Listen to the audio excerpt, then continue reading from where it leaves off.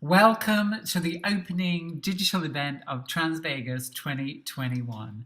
What better way to start than with two fabulous stars of stage and screen? Please welcome the wonderful Peppermint and Jinx Monsoon. Yes!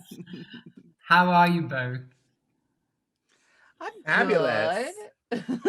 Beautiful. Now, for anybody who doesn't know who you are, I have no words for those people. So we have two stars of RuPaul's Drag Race. First, the beautiful Peppermint, the first out trans woman to be a runner-up in season 9 of RuPaul's Drag Race back in 2017, and probably the contestant that I felt most connected to, having been a drag queen, given it up to transition, thinking you couldn't do both. How wrong I was. You are my winner. Just saying. And then we have the gorgeous non-binary Jinx Monsoon winner of season 5 in way back in 2013. Does that mean you were 12 when you entered that competition? I had just turned 12, yes. Just turned, and really proving that the queer Just turned. and really proving that the queer outsiders should never be underestimated. I felt like it was a win for all the queer kids growing up, feeling like, when is someone going to let me wear the crown? And can I just ask, what has happened to that crown? It's on display. It's on display somewhere. But you haven't got your hands on it. Not at the moment. I No. could have it shipped to me right away, though, if I needed. Maybe we should.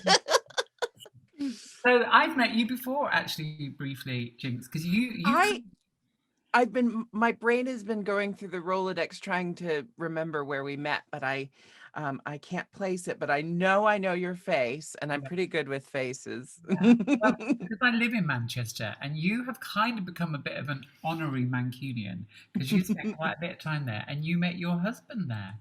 I sure did. I mean, congratulations! And are you any good at a Manchester accent?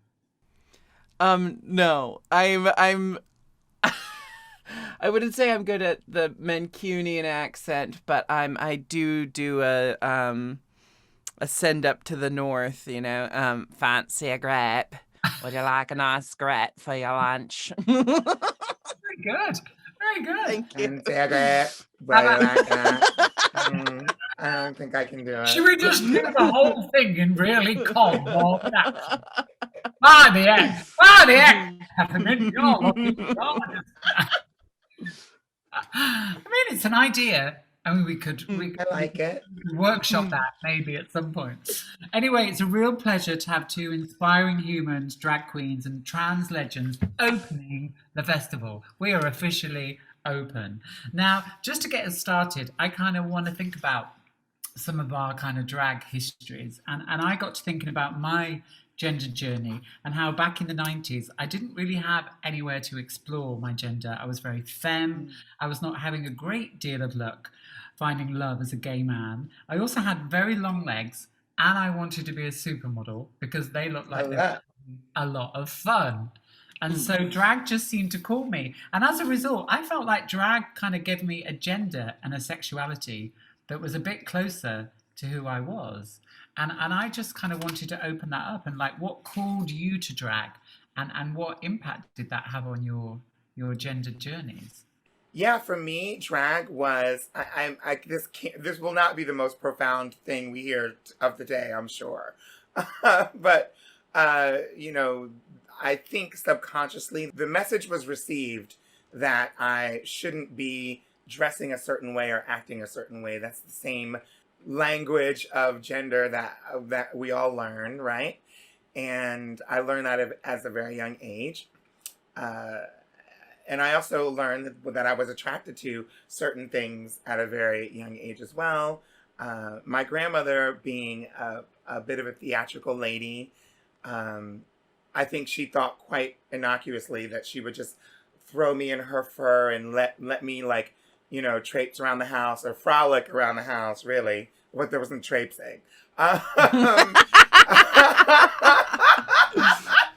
I was into it right away. I was hooked, and I knew that dressing up and using my grandmother's closet or my mother's closet or whatever grown woman's things I could access at a really young age was what I was just destined to do. And for a while, I was able to convince people. I guess I was like sending out the brain signal to them to make them make the suggestion and say, "Oh, they're just theatrical," and they would defend me, and I wouldn't have to say anything. And every once in a while, I'd pick up a football or something, and awkwardly, and they'd be like, "See, they're just like everything," and that worked for a while. But then, like my first time in drag, I entered a drag competition, it was not a drag competition, a cross-dressing competition in my high school for homecoming. And I won the competition, and that was all I needed to know. And it was homecoming at our schools in the falls around Halloween. So like a week later, I like fine-tuned the outfit and got dressed for Halloween. And then it was every Halloween since. And that really, I guess I was dressing in drag, but it wasn't really full drag. I was just like cross-dressing as a teenager.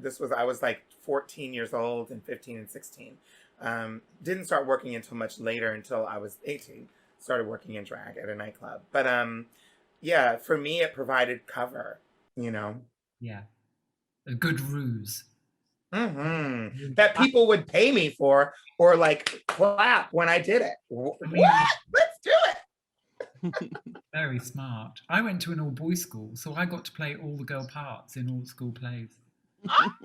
And nobody wanted to do them. I was like, the Virgin Mary, I was like, it's mine. That has several applications. I think that's useful in many ways. Really, I was just like, yeah, everyone's like, oh my God, imagine being trans and going to an all-boys school event. It wasn't all bad. The parts were just given to me, to me. Yeah. I didn't have to audition. I'm very jealous of that. Yeah, I never got am to play too. the female roles Oh. in school. But look at you now. Yeah.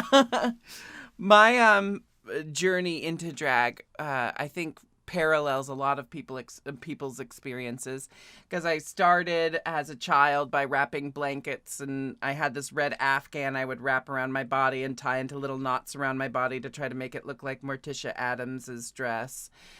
And then I would wear oversized, like my mom's oversized pajama shirts, and I would wear a headband around my waist to make my dresses as a kid. But as soon as I started in public school, it became very evident that there was ways to dress at home and ways to dress out around other people. And so I think I tried my best to pass as a young boy for most of my life, just always knowing that I didn't really identify as a boy or as male, but doing my best to pass and fit in with everyone. And then I remember finding drag right after coming out of the closet as queer. I saw a drag show like a week later, and a drag queen in the show pointed directly into my soul and was singing something like, finally it happened to me. And I was like seizing in my chair and like, and I like knew in that moment that I was going to start doing drag. But I think of like my call to drag. I have a friend who did porn for a long time on a website called Broke Straight Boys. And I said, were you actually straight and doing the porn helped you realize you were gay, or did you know you were gay and then you did this gay for pay straight porn because you felt like it was a soft way into it? And he said, well, if I hadn't somewhere inside of me known that I was gay, I probably wouldn't have done the gay for pay porn. So if there wasn't some part of me that didn't know that, like, I was meant to be a drag queen, I probably wouldn't have, like, just immediately taken to drag. It's kind of like there was something inside of me that always existed, and when I found drag, that part of me was like, finally, What was it? Finally, it is happening. Yeah, exactly, full circle. I love that. That's just kind of taken me back to my grandma. She used to have this really long dress, and she had satin kind of sheet things that I was always wrapping around. But she had this really kind of glamorous 1940s dressing gown. And one time I caught myself at the top of the stairs and was like, But yeah, grandmas were a very special part of my. I think Yeah.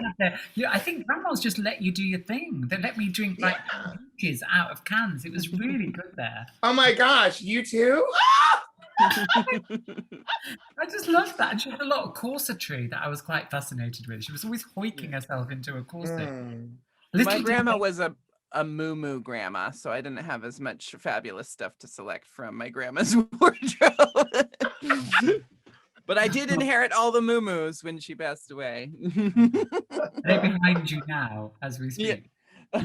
No, yeah, nothing but moo over here. I'm quite nosy, and I'm always really interested in what your experiences were of coming out, even doing drag, you know, or being trans, or whatever you were coming out about. The reaction between your kind of chosen family and your biological family. Well, I came out as queer. Well, I came out as gay at like age 14, first to my friends and then to my family. And I didn't really get to come out to my family. My mom read it in my journal and then told everyone. So it actually like made things super easy. I mean, everyone in my no one in my family was surprised. It was pretty much since birth everyone knew that I wasn't going to be like the other boys in my family. So I first came out as gay and lived a very, you know, pretty standard teenage gay life. I started drag at about age 14 or 15, like shortly after coming out. And that was just my truth for a long time. I was a gay boy. I wouldn't let people refer to me as a gay man, and guy was pushing it. I very much insisted on being called gay boy, you know, like as if it was one word, because I could handle being called a boy, but anytime someone used like man or male, that felt like weird to me. So I really I very much insisted on being called gay boy. I was a gay boy drag queen until about 24. And it just kind of, I think what happened is that I started hearing the terms non-binary, non-conforming, whereas before that, the terms I had heard were like agendered, or I don't know. There was just something about the phrase non-binary saying that you do not subscribe to the gender binary spectrum. It was just different from what I had heard before. And using they, them pronouns was so different from what I had heard before, which was like zir pronouns or here pronouns. That always felt like it shouldn't be that complicated. You know, I always kind of just felt like as a young person, like, well, I don't want to have to teach someone new pronouns because it's already like hard enough to explain. And when I heard the option of using they, them pronouns, it was like, oh, this is so great because we already use the words they, them. So it will be really easy to explain to people, you know? And I think that's when I finally like kind of knew exactly how to express my gender identity. And until then, I had never like really been searching for a way to express it because I always felt like I'm not trans enough to come out as trans. You know, the fact that I don't identify as female, I mean, I identify as trans femme and non-binary, but I'm not changing my body. I'm not taking hormones. I always felt like this means I'm not trans enough to come out as trans because I don't want people to think I'm trying to rob their trans experience by being like, hey, I'm trans too, only I'm not going to like change my body at all. I'm just going to look like this for the rest of my life. You know, like so I was kind of wary about that. But when I came out as non-binary, it was like for the first time in my life, when I took the drag off, I didn't have to put new drag on. It was like it used to be that I would take off the drag and then I'd put on my boy drag and then try to go through life pretending to be a boy. And when I came out as non-binary, it was like, okay, now I'm going to take the drag off and just be me for the first time ever. And I've been pretty damn happy ever since. Everyone in my life has been very great about it. I pick and choose when to tell members of my blood family because to me it just doesn't feel like a huge deal. They kind of all accept me just whoever I am, whether I like have to explain to them the terminology or not. You know. And what about you, Peppermint? Yeah, I don't think my situation is that dissimilar. I I remember, I mean, I certainly came out more than once, several times, as folks in the queer community and folks under the trans umbrella often do. And so I definitely came out first with a sexuality as liking boys. To the first time I came out was on in second grade on the playground to Gavin. I guess I can say his name, Gavin Downs. I You got know, because we've talked about it on Facebook since. Um, and he was so like, uh, he was a friend of mine, some straight guy, and just really, but he's Irish, and was, I guess this family just immigrated from Ireland. He was a new student from Ireland, and he was just, he hadn't grown up with, I mean, we were in second grade. How much growing could you do? But he was obviously still very young. But he just, I guess there was something so different about him that he wasn't socialized with sort of the same things in the same way that we were socialized. And so having conversations with him as a queer person was easier. And so I came out to him, and I didn't really have the words, but I was just like, look, I'm different. I remember that's exactly what I said. And he understood. He's like, oh, I get it. And that gave me permission to continue. I guess I was, what, 8 when you're in second grade? And then one by one, I just started telling people later on in life, throughout.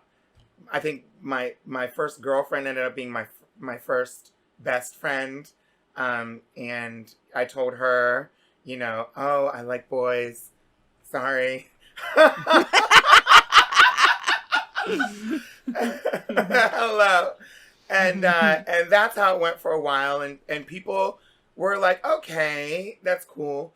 It wasn't until high school that I was actually able to really articulate better that my transness, even though, Jinx is talking about the words changing and over time. This was, second grade for me was 1986, 7. And so then coming out as trans was a little bit later. But I don't even think we had that language. But it was one at a time. My tactic is like one human at a time. That way it's a personal conversation. It's always like, come on, let me sit down, let me talk to you. And it's like always this deep thing. Let's sit down and let's have a chat. And then I tell them one at a time. Obviously that's very different now. It's just on my bio. Please go to my social media. Oh, you don't know? Okay. Link in bio. Yeah. Could have saved us a lot of bother, couldn't it? We could have had it all in our It link. sure could have. You could just click on my bio or just go and see my show and you will understand it. Yeah. It's such a great bit of advice. And I think finding the language that you were talking about as well, Jinx and Peppermint, I think you realize how important language is and seeing yourself somewhere, and so you can be yourself. And I think for me, my biggest sadness is I was a very queer femme drag queen doing my thing, and then when I transitioned, I literally turned my boyfriend who is trans. I'm always outing him. My boyfriend who is trans.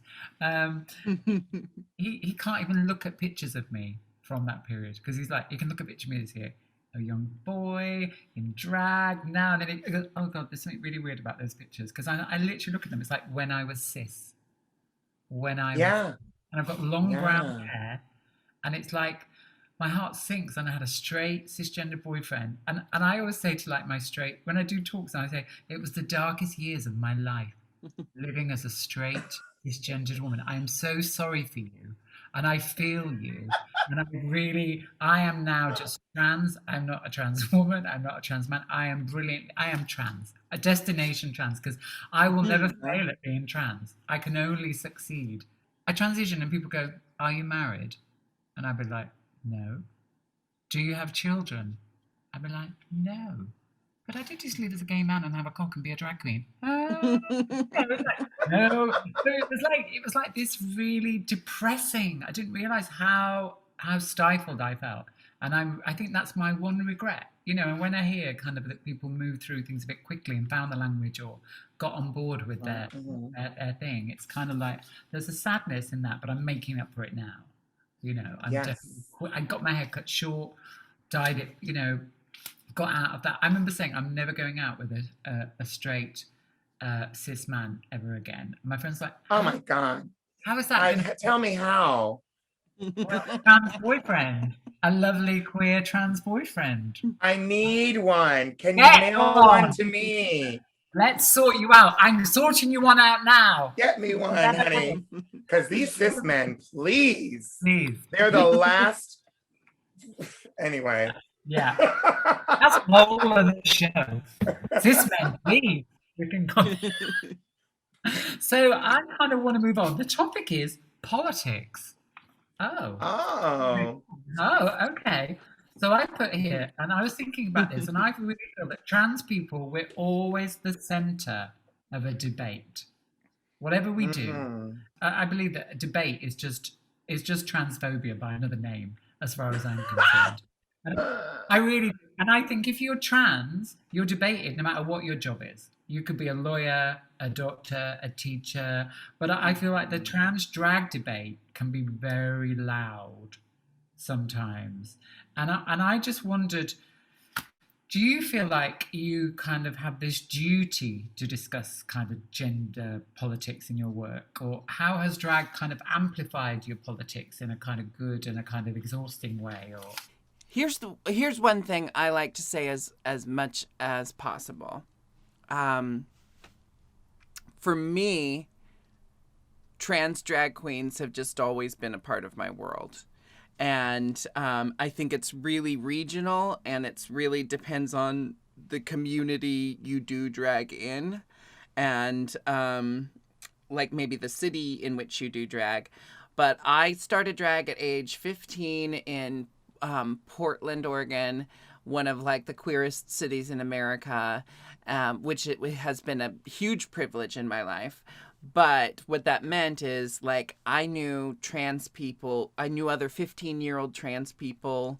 Like I had a teen resource center that I hung out at. So like as soon as I came out of the closet, I was meeting peers who were drag queens, peers who were trans, everyone on the LGBTQIA plus spectrum. I like met right away after coming out. So I never really had to like I got the crash course all at once. And I never really had any question that there were trans women that did drag because I knew tons of them as soon as I came out. So it was kind of like later in life watching as some of the like heat and debate happened around trans women on Drag Race, I was like, oh, wait, is it not normal for trans women to do drag in all parts of the world? Like, I was like, uh-oh, I thought this was just part of drag, you know? Like, I was very confused at first. And so, I don't know. I guess I want to just share the experience I had with as many people as possible so that it doesn't feel like such a big deal anymore, because I've just never known it to be a big deal. I've known lots of trans women who kind of explored their gender identity and kind of tried on their gender identity and tried on their trans identity through drag, and then transitioned and then continued doing drag, you know. And I think that that's just a very normal part of the drag community. And this debate about whether, you know, it's all one or not just never made sense to me, because it's all I've ever known. So I do try to be as vocal as I can about the fact that, like, what drag is at its core is deconstructing gender norms and deconstructing gender expectations and just blowing gender expectations wide open. I mean, I completely agree with Jinx. From the earliest times that I was watching like people like working and earning money and doing drag shows, there were always trans folks there and present. I don't think that there's ever been, I mean, there's certainly been drag shows that I've been to where there weren't trans performers, but I don't think that there were clubs that I had been to that didn't have one trans performer at one time or another, at least someone. And so it was very normal for me as well. But I do remember people having those questions, even in our community. There was a really popular, there's a friend of mine is a trans woman. She's a singer, and she used to do drag, and she had a job as a drag entertainer, and we worked at the same place. And when she came out and sort of, was letting everyone know that she's trans, and she was going by a different name than her drag name. And then I remember being in the room when she wasn't around, and some of the whispers like, "Oh, well, now she's just a woman. So do we need to hire her?" Like, whatever.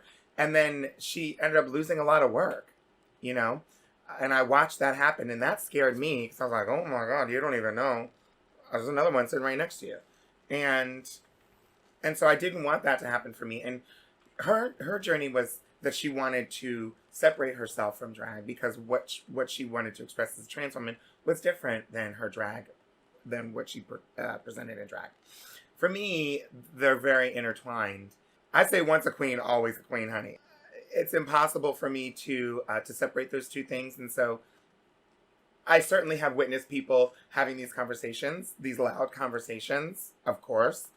And oftentimes both perspectives aren't always represented, unfortunately. But, the answer should just be yes, when we're debating over someone's existence and whether it should be, the answer is just yes. Whether you've seen it or not, we're human, and we should live and be able to flourish and do, what we want. We're talking about, should people be able to have jobs? Yes, period. There's a brilliant drag queen here in Manchester called Grace Holly Smith, and I was really a bit obsessed with them. And then I finally saw them in a club, and they kind of do that animal, they're animal, and they had like these antlers, and they were on the dance floor, and kind of all had to dance around the antlers. And I thought I'm going to go in and say hi. And I was creating this show at the time, and I met them, and I was like, I just really love what you do. I feel like you just celebrate all of you. They were like, "Darling, I am a gay man. I am a drag queen. I am a trans woman," with these horns. And I was like, oh my God. The moment you... Darling! And I was really... And I was like, so am I! And I literally went home and wrote the second half of the show like that. And I feel really blessed. And I started to work with them a lot. They're a trans drag... They're just the force of nature and creatively. And my last show I did, I used drag, so I feel so happy to grab drag. It really helps me get on stage and say what I want to say. And my last show, I transitioned from Fred Astaire to Ginger Rogers. So I started as this really queer butch and ended up in a ginger wig. And I just feel so blessed that I got it back. Since being on the show, I feel like you two, since you're on the show, I feel like representation. Let's talk about, you're right. On the ground, there's a lot happening. In the clubs and bars. When you kind of take it, there's something about, what needs to go on television. But I've really sensed it this year. There's been a lot of development around what's being represented, say, in RuPaul. I think with like Gottmik, I think it's been really beautiful. And then in England, with Bimini Bon Boulash and Gina Lemon being very out, non-binary. And I just wondered how do you kind of get that you were part of that, or how do you feel about that? Does it give you some hope and seeing that this year? I certainly remember a lot of debate and conversation and stirring up online and comments in articles. I remember a lot of those things. But it's really interesting because just like Jinx was saying, like, you know, even in my season, which was now 4 years ago, half the cast does and did identify as non-binary or somewhere else on the gender spectrum at the time. It's just something that either I don't know, either they didn't talk about it. I wasn't with every single person, you know, but we, you know, in our conversation, that's what made me comfortable enough to talk about it openly on camera in the room to those people. And so when I was coming out, I was coming out to those particular people. I'd already been out as trans for years, started my medical transition a few years before going on Drag Race, just hadn't, you know, had any surgeries or anything. But the reason why I felt so safe was because the rest of the people in the room were talking about their gender identity and their gender expression, and that they are non-binary and different things. And that's what made me feel good about it. And so there's always been like these queer, trans, or trans adjacent people associated with the show. And then, you know, for a lot of people, it's really the money. After you get on the show and you get the money, then you can start doing what you need to do or what you want to do. And so that's certainly what it was for me. But yes, I am absolutely so. Of course, I love, first of all, having someone who's AFAB it's about damn time. Yes to Gottmik, and Gottmik just in general, period. Yes to Gottmik everything. And yes to an AFAB queen doing femme drag. Hello. But also yes to bring on let's get a king on there. Let's get everybody. Which reminds me, I'm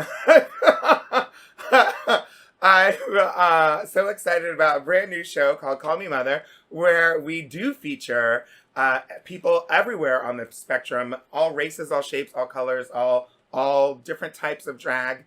It's called Call Me Mother. It's going to be on Out TV, and people can see that type of drag on there.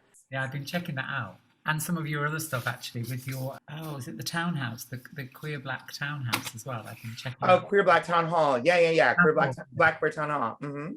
Yeah. That's really creative and political and really... Oh, we're yeah, I love that. Let's fuck up the system. Yeah, we're busy. So Jinx, what about you seeing that kind of come to life? And not that it wasn't there. I'm really getting this picture that it's been there, but finally it's kind of had this stamp and you can go on now.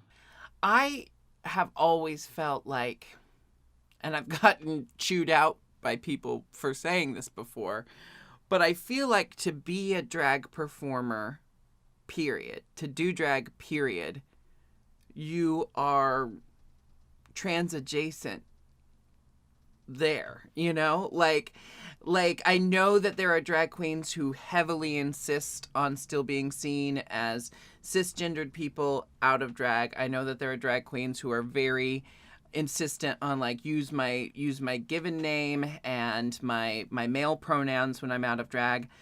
But that's, to me, what in my experience, that's a minority. Because almost every drag queen I know, we call each other by our drag names, we call each other by female pronouns 24/7, and almost none of them would refer to themselves as strictly cisgendered. And I said this once, like publicly, like to be a drag performer, you're already kind of trans adjacent. And someone was like, no, Jinx, unless that person identifies as trans, they're not a trans person. I'm like, I'm not saying they are a trans person, but I mean, do normal cisgendered men dress up like women? No, that's something that drag queens do. You know, like that is a transgression against gender norms, you know, and that's to me what drag is. So I've also just always understood the word trans, as an umbrella term for everything that transcends and transgresses gender norms and gender politics. So I've always thought that drag was under that umbrella. So that's why it's kind of like interesting to watch, you know, like people debate, and there's that word, but like debate about what kind of drag should compete against what kind of drag, and you know, where we draw up lines and boundaries. It all just seems so arbitrary to me, because as soon as you decide that you're going to fuck up gender constructs, you know, then we're all part of the same. You've stepped over. You've stepped Yeah. over. Yeah. You've stepped under the umbrella. Yeah. So literally under the umbrella. Enjoy not getting wet. I just wrote here that drag brings joy. I just, you have to, you know, and I think we need that joy, and I think the community needs that joy. And I just thought, what role does that joy play in your work? I have always like remarked on this, but there's something about when someone who is not a drag performer, or someone who is otherwise cis or not, you know, like not standing under the umbrella with the rest of us. There's something that happens when a non-drag performer person compliments a drag performer on how they look. For some reason, it's the only time I've seen like complimenting the other person, giving a positive comment to the other person, oftentimes brings just as much, if not more, joy to the person giving the compliment. Like, I'll give a compliment to another drag queen, and it'll be a compliment, but there's also that tinge of like, bitch, I'm gonna try and do it better now, you know, like, or there's just that little hint of competition, you know, like that's inherent with us.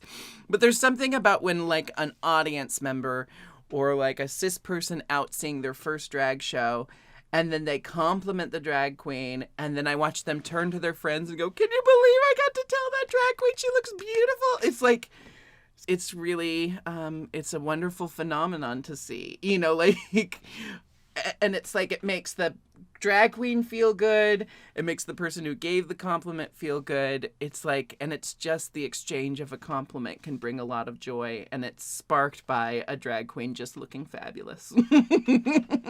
Yeah, I agree. Drag definitely brings joy. It brings joy to hopefully the entertainer, definitely to people that are spectating the shows. And I try to think back on my life, and you know, I've had a few opportunities to create some memories, and looking back on all of those memories, every single one of the most joyous ones were when I was in drag and doing a drag show or at an event or doing a performance or having fun with people or having some crazy time where like I'm like, oh my god, this, I don't know if we're gonna have, what's going to, like, is this just fun? Are we gonna get killed? What is this?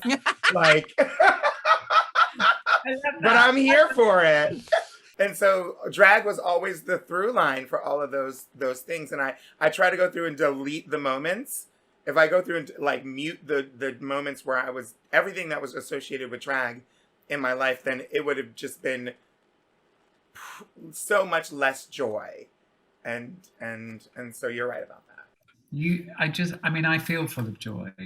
And I feel like just talking about it, I can kind of feel that joy. And that feels like a really beautiful moment to end. And I want to thank you for all the joy that you bring and kind of like the doors that you kind of, you might not be aware, but that you have opened and that you are opening. And, you know, that's also part of the joy. It's been a real joy for me. I've been kind of nervous and excited all day. And it's just been such a beautiful part. And thank you for opening Trans Vegas, our Trans Arts Festival here in Manchester. You know, we're Bright light city, gonna set my soul on fire. So this is just the beginning of the festival, folks. So check it out, transcreative.uk. This is tomorrow. We have our actual first post-pandemic live show, which I can't actually get my head around yet. What is that? I know! There's going to be an audience of everything.